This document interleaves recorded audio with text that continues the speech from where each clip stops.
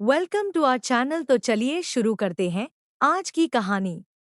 दिल्ली की सबसे मशहूर रॉयल क्रास्ट यूनिवर्सिटी में नए सेमेस्टर का पहला दिन था। कॉलेज के गेट के सामने खड़ी आरोही शर्मा ने गहरी सांस ली। नई जगह, नए लोग और नई शुरुआत। उसके चेहरे पर हल्की सी मुस्कान थी। वह पढ़ाई में अच्छी थी, लेकिन उसकी सबसे बड़ी कमजोरी थी, वह किसी के सामने आसानी से झुकती नहीं थी। आरोही ने अपने बैग का स्ट्रैप ठीक किया और अंदर चली गई। उसे क्या पता था कि आज उसकी जिंदगी में एक ऐसा इंसान आने वाला था जो उसकी पूरी दुनिया उलट-पुलट कर देगा। क्लास में सभी छात्र अपनी सीटों पर बैठे थे। अचानक दरवाजा खुला। ठक। पूरी क्लास में सन्नाटा छा गया। एक लंबा, बेहद आकर्षक और गंभीर चेहरा लिए आदमी अंदर आया। ब्लैक शर्ट, ब्लैक कोट, हाथ में फाइल और आंखों में ऐसी सख्ती कि कमरे का माहौल ही बदल गया। उसने बिना किसी को देखे बोर्ड पर अपना नाम लिखा। प्रोफ. आर्यन राजवीर। पीछे बैठे एक छात्र ने धीरे से फुसफुसाया, यही है वो, डेविल प्रोफेसर। आरोही ने भौहें सिकोड़ लीं। Devil professor. सामने बैठी लड़की ने धीरे से कहा, हाँ, आर्यन सर, इनके सामने कोई बहस नहीं करता। पिछले साल इन्होंने 3 स्टूडेंट्स को फेल कर दिया था। आरोही ने कंधे उचकाए। तो पढ़ाई अच्छी करोगे तो फेल नहीं होगे। उसी वक्त आर्यन की आवाज़ गूंजी, जिसे मेरी क्लास में बात करने की आदत है, वो अभी बाहर जा सकता है।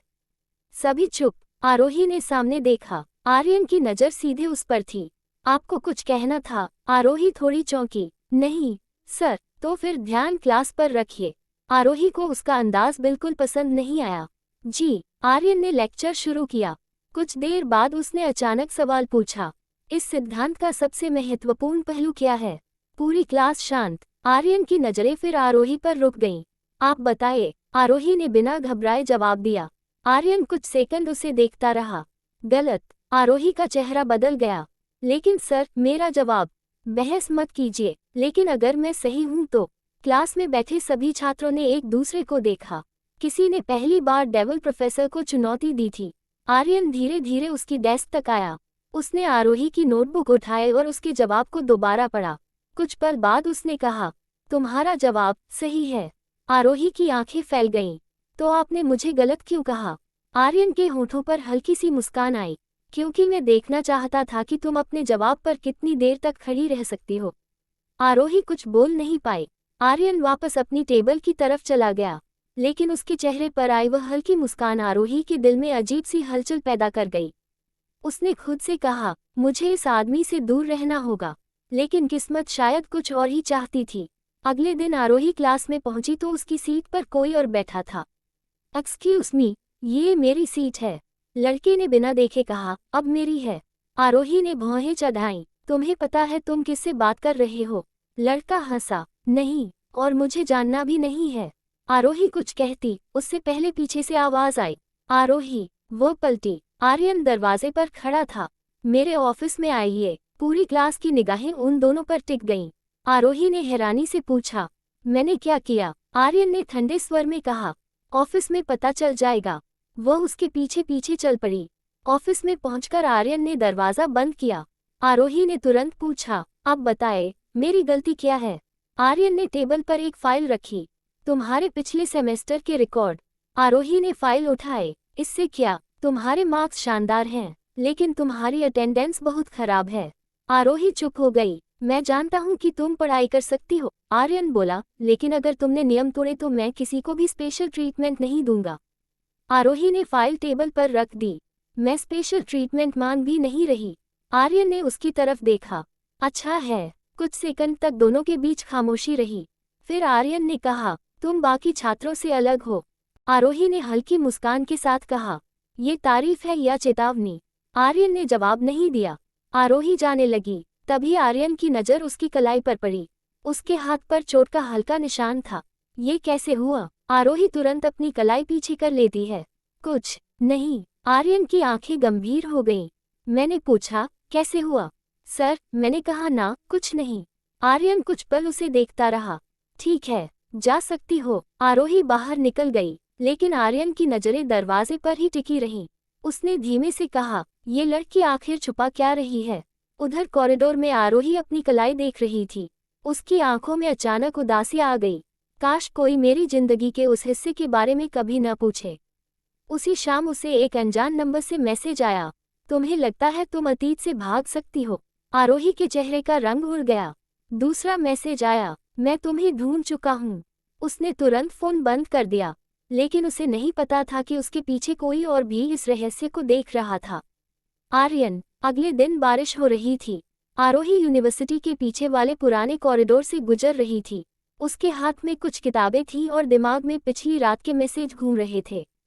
तभी उसका फोन बजा। Unknown number. आरोही ने कॉल काट दी। फोन फिर बजा। उसने फिर काट दिया। तीसरी बार फोन बजा। इस बार उसने गुस्से में फोन उठाया। कौन हो तुम? दूसरी तरफ कुछ सेकंड खामोशी रही। फिर एक भारी आवाज आई, इतनी जल्दी भूल गई मुझे? आरोही के हाथ कांपने लगे। तुम वापस क्यों आए हो? क्योंकि तुम्हारा हिसाब अभी बाकी है। कॉल कट गई। आरोही की आंखों में डर उतर आया। उसे पीछे से किसी के कदमों की आवाज सुनाई दी। वो पलटी। आर्यन वहां खड़ा था। तुम ठीक हो? आरोही ने जल्दी से फोन छिपा लिया। हाँ, झूठ। वो उसके पास आया। तुम्हारा चेहरा बता रहा है कि कुछ हुआ है। कुछ नहीं हुआ, सर। आरोही। उसकी आवाज इस बार कठोर नहीं थी। अगर कोई तुम्हें परेशान कर रहा है तो मुझे बताओ। आरोही ने उसकी तरफ देखा। पहली बार उसे आर्यन की आंखों में गुस्से के बजाय चिंता दिखाई दी, लेकिन उसने फिर भी सिर हिला दिया। मैं संभाल लूंगी। हर चीज अकेले संभालना जरूरी नहीं होता। आरोही कुछ कहने ही वाली थी कि अचानक कॉरिडोर की लाइट बंद हो गई। पूरा रास्ता अंधेरे में डूब गया। आरोही घबरा गई। आर्यन ने तुरंत अपनी मोबाइल फ्लैशलाइट ऑन की। मेरे पीछे रहो। दोनों आगे बढ़े। तभी दूर से किसी के भागने की आवाज आई। आर्यन तुरंत उस तरफ दौड़ा। कुछ सेकंड बाद वह वापस आया। उसके हाथ में एक कागज था। ये तुम्हारा है। आरोही ने कागज देखा। उस पर सिर्फ एक लाइन लिखी थी, अगली बार मैं तुम्हारे करीब आऊंगा और तब तुम्हें बचाने वाला कोई नहीं होगा। आरोही के हाथ से कागज गिर गया। आर्यन ने उसे उठाया और उसकी आंखों में देखते हुए पूछा, अब भी कहोगी कि कुछ नहीं हुआ? आरोही की आंखों से आंसू निकल आए। सर, मैं नहीं चाहती कि आप इसमें शामिल हों। आर्यन ने शांत लेकिन दृढ़ आवाज में कहा। बहुत देर हो चुकी है। आरोही ने उसकी तरफ देखा। क्यों? आर्यन ने कुछ पल उसे देखा और फिर कहा, क्योंकि अब कोई तुम्हें धमका रहा है और मैं ये बर्दाश्त नहीं करूंगा। आरोही का दिल अचानक तेज धड़कने लगा, लेकिन उसी समय आर्यन के फोन पर एक मैसेज आया। उसने स्क्रीन देखी। उसका चेहरा अचानक बदल गया। मैसेज में लिखा था, अगर तुम आरोही से दूर नहीं रहे तो अगला नंबर तुम्हारा होगा, आर्यन। आर्यन ने फोन धीरे से बंद किया। आरोही ने पूछा, क्या हुआ? आर्यन ने उसकी तरफ देखा। कुछ नहीं। अब पहली बार डेविल प्रोफेसर भी किसी से डरता हुआ दिखाई दे रहा था, लेकिन डर अपने लिए नहीं, आरोही के लिए था। और अगले दिन यूनिवर्सिटी में होने वाला एक हादसा उनकी जिंदगी का सबसे बड़ा राज सामने लाने वाला था। अगली सुबह रॉयल क्रास्ट यूनिवर्सिटी में सब कुछ सामान्य लग रहा था, लेकिन आरोही के दिल में एक अजीब सी बेचैनी थी। पिछली रात आर्यन को मिला धमकी भरा मैसेज बार बार उसके दिमाग में घूम रहा था। अगर तुम आरोही से दूर नहीं रहे तो अगला नंबर तुम्हारा होगा। आरोही को नहीं पता था कि आर्यन ने उससे यह बात क्यों छुपाई थी। क्लास शुरू होने वाली थी। आरोही अपनी सीट पर बैठी थी और बार बार दरवाजे की तरफ देख रही थी। तभी उसकी दोस्त रिया उसके पास आई। क्या हुआ? आज तुम बहुत परेशान लग रही हो। कुछ नहीं। तुम्हारा कुछ नहीं वाला चेहरा बता रहा है कि बहुत कुछ है। आरोही कुछ कहने ही वाली थी कि दरवाजा खुला। आर्यन अंदर आया। आज भी वही गंभीर चेहरा, वही सख्त नजरें। लेकिन जैसे ही उसकी नजर आरोही पर पड़ी, उसके चेहरे पर एक पल के लिए चिंता दिखाई दी। सब लोग अपनी किताबें खोलिए। लेक्चर शुरू हो गया। कुछ देर बाद आर्यन ने बोर्ड की तरफ इशारा करते हुए कहा, आज हम एक महत्वपूर्ण केस पर चर्चा करेंगे। आरोही ध्यान से सुन रही थी। अचानक धड़ाम, खिड़की के पास रखा भारी प्रोजेक्टर नीचे गिर पड़ा। पूरी क्लास चीख उठी। आरोही की तरफ प्रोजेक्टर का हिस्सा तेजी से गिर रहा था। आरोही। आर्यन दौड़कर उसकी तरफ आया और उसे अपनी तरफ खींच लिया। भारी प्रोजेक्टर जमीन पर गिरा। धड़ाम। कुछ सेकंड तक पूरी क्लास में सन्नाटा रहा। आरोही आर्यन के बेहद करीब थी। उसकी सांसें तेज थीं। आर्यन ने उसे देखा। तुम ठीक हो? आरोही ने धीरे से सिर हिलाया। जी। आर्यन ने उसे छोड़ा और तुरंत प्रोजेक्टर की तरफ देखा। उसकी आंखें सिकुड़ गईं। वह नीचे झुका और प्रोजेक्टर की वायर को ध्यान से देखने लगा। ये अपने आप नहीं गिरा? एक छात्र ने पूछा। सर। आर्यन ने वायर उठाए। वह जानबूझकर काटी गई थी। आर्यन का चेहरा कठोर हो गया। किसी ने इसे काटा है। पूरी क्लास में खलबली मच गई। आरोही का चेहरा सफेद पड़ गया। आर्यन ने तुरंत सुरक्षा टीम को बुलाया, लेकिन सीसीटीवी फुटेज में उस हिस्से का कैमरा बंद था। आरोही ने धीरे से कहा, ये वही है। आर्यन ने उसकी तरफ देखा। क्या, जो मुझे धमका रहा है? आर्यन कुछ सेकंड चुप रहा, फिर वो उसके पास आया। आज से तुम अकेली कहीं नहीं जाओगी। आरोही ने विरोध किया। सर, मैं बच्ची नहीं हूँ, मुझे पता है। तो फिर? आर्यन की आवाज़ धीमी हो गई। लेकिन कोई तुम्हें नुकसान पहुंचाने की कोशिश कर रहा है। आरोही उसकी आंखों में देखने लगी। आप मेरी इतनी चिंता क्यों करते हैं? आर्यन कुछ पल के लिए चुप हो गया। उसके पास इस सवाल का जवाब था, लेकिन वह जवाब वह खुद भी स्वीकार नहीं करना चाहता था। क्योंकि तुम मेरी स्टूडेंट हो। आरोही ने हल्की मुस्कान दी। सिर्फ इसलिए? आर्यन ने नजरें हटा लीं। क्लास खत्म हो चुकी है, घर जाओ। आरोही जाने लगी। दरवाजे तक पहुंचकर उसने पीछे देखा। आर्यन अभी भी उसे देख रहा था। उन दोनों की नजरें मिलीं, और उस एक पल में कुछ ऐसा था जिसे दोनों समझ नहीं पाए। लेकिन बाहर कॉरिडोर में कोई उन्हें देख रहा था। उसके हाथ में फोन था। उसने एक फोटो खींची, आर्यन और आरोही की। फिर उसने किसी को मैसेज किया। अब ये दोनों एक दूसरे के करीब आ रहे हैं। कुछ ही सेकंड बाद जवाब आया, तो उन्हें अलग करने का वक्त आ गया है। उस हादसे के बाद आर्यन ने आरोही की सुरक्षा को लेकर कई नियम बना दिए थे। वह जहां भी जाती, सुरक्षा गार्ड दूर से उसका ध्यान रखते। आरोही इससे परेशान हो गई थी। एक दिन उसने गुस्से में आर्यन के ऑफिस का दरवाजा खोला। सर, आर्यन ने लैपटॉप से नजर उठाई। हाँ, ये सब क्या चल रहा है? किस बारे में? मेरे पीछे गार्ड क्यों लगाए गए हैं?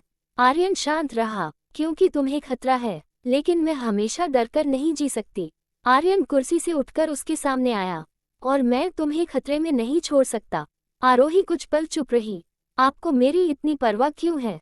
आर्यन की आंखें उसकी आंखों में टिक गईं। शायद मुझे खुद नहीं पता। आरोही का दिल अचानक तेज धड़कने लगा। दोनों के बीच कुछ सेकंड तक खामोशी रही। आर्यन ने धीरे से कहा, तुम्हें मेरे साथ अकेले नहीं रहना चाहिए। आरोही ने हैरानी से पूछा, क्यों? आर्यन ने नजरें झुका लीं। क्योंकि मैं तुम्हारा प्रोफेसर हूँ। आरोही को उसके शब्दों में छिपी बेचैनी महसूस हुई। और अगर आप प्रोफेसर नहीं होते? आर्यन ने तुरंत उसकी तरफ देखा। आरोही खुद अपने सवाल से घबरा गई। मेरा मतलब, आर्यन ने धीमी आवाज में कहा, तब शायद चीजें अलग होती। आरोही का चेहरा लाल हो गया। उसी वक्त दरवाजे पर दस्तक हुई। दोनों तुरंत अलग हो गए। रिया अंदर आए। आरोही, तुम्हें कोई ढूंढ रहा है। कौन? रिया ने बाहर की तरफ देखा। एक आदमी। उसने कहा कि वो तुम्हें बहुत पहले से जानता है। आरोही के चेहरे की मुस्कान गायब हो गई।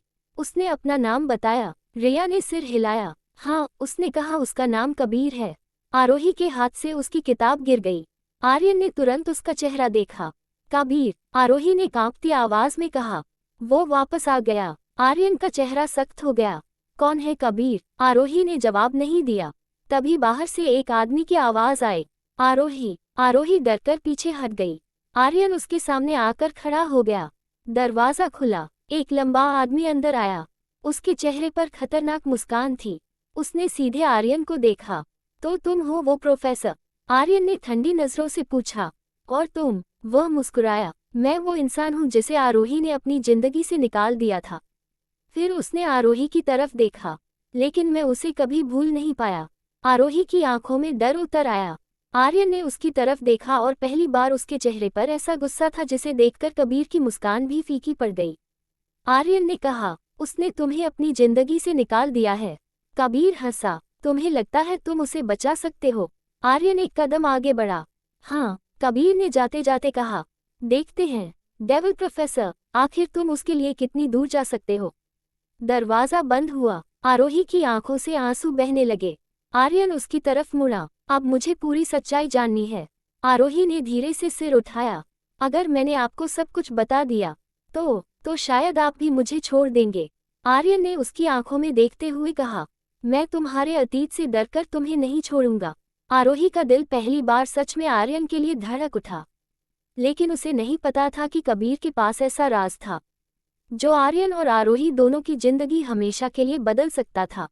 अगर आपको ये कहानी अच्छी लगी हो तो वीडियो को लाइक, शेयर और कमेंट जरूर करें। और ऐसी ही कहानियों के लिए चैनल को सब्सक्राइब करना ना भूलें।